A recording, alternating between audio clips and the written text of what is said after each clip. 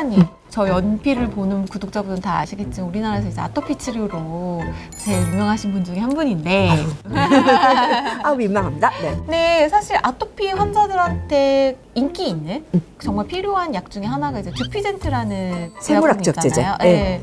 근데 그게 올해 4월부터 사실은 급여 범위가 확대가 됐잖아요. 6세부터 11세까지.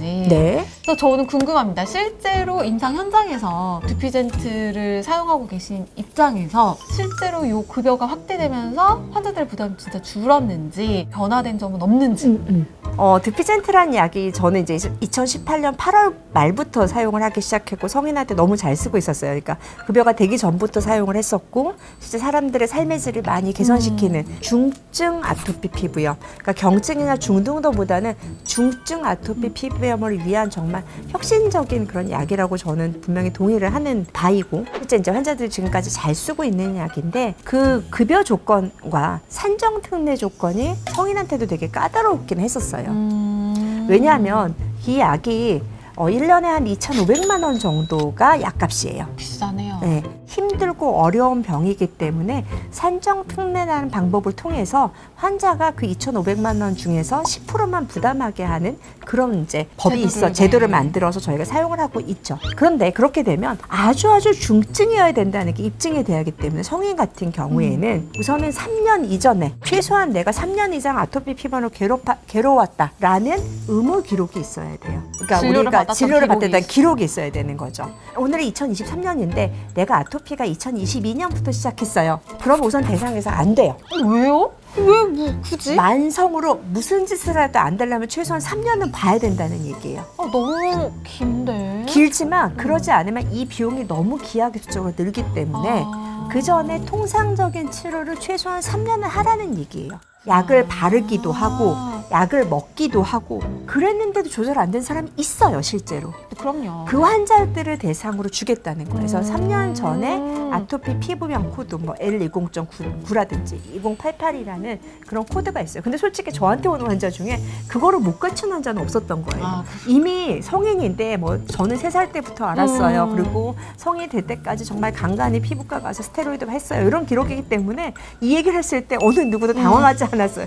기록만 있으면 돼요 라고 얘기를 해서 하고 잘 모르면 건강보험 심사평가원에 피라라는 데 가면 내가 어느 병원에 어떤 코드를 받았는지 알 수 있기 때문에 자기가 조회할 수가 있어요. 그 다음 문제 첫 번째 한 달 동안 스테로이드를 발랐는데도 반응하지 않아야 돼요. 되게 센 스테로이드 발랐는데 이분들은 솔직히 중증 아토피는요 스테로이드 발라도 얘가 연고예요 라고 물어봐요. 별 효과가 없어요. 야, 이제 그러면 그 다음 방법이 뭐였어요? 면역 억제제를 써요. 면역 억제제를 3개월 정도 써요. 쓸 수 있는 최대 용량을 써요. 몸무게에 맞춰서. 3개월을 썼는데도 소위 말하는 EG23. EG23이 어느 정도냐면 이렇게 접히는 데 있는 정도는 아니에요. 몸 전체가 태선화돼 있고 이렇게 있어야지 한 23이 넘지. 얼굴은 다 해봤자 저희가 점수가 800개 안 나와요. 전체 범위에서의 3, 2, 1, 뭐 붉은 정도, 각 태선화, 뭐 그다음에 얼마큼 긁었는지 그런 긁은 자국까지 저희가 다 봐서 평가를 하는 게 23이 넘어야 돼요. 근데 그 23이 한 달 스테로이드 치료하고 면역 억제제를 풀도즈로 3개월 먹었는데도 23 이상이다. 이 사람한테는 어떻게 얘기했어요? 면역 억제제를 그렇게 먹어도 안 돼, 발라도 안 돼. 그러니까 그때는 산정 특례로 듀피젠트를 주는 거죠. 그렇게 들으니까 또 그렇게 기준이 만들어질 수도 있겠구나라는 생각이 들긴 합니다만 경증이나 중도된 환자가 안 괴롭다는 건 아니에요. 그런데 정말 여러분들이 그 중증의 아토피 피부염을 보면 라는 얘기가 나올 정도로 되게 고통받는 그런 환자들이 분명히 되는 거예요. 그래서 그 환자들한테 듀피젠트를 주는데요. 또 얘는 2주마다 맞게 돼 있어요. 평가도 16주에 한 번 6개월씩으로 계속 평가를 해서 얼마나 효과가 있는지를 봐가면서 가는 약이에요. 따라서 듀피젠트 맞는 환자들은 병원을 오히려 한 당분간은 되게 자주 오셔야 돼요. 그렇군요. 내가 호전이 되고 있어도 그거를 입증을 해야 되니까. 왜냐하면 이 비싼 약을 좋아지지도 않는 환자한테 줄 수는 없는 거잖아요. 만약에 환자가 좋아지는 게 보면 계속 맞을 수 있는 거예요.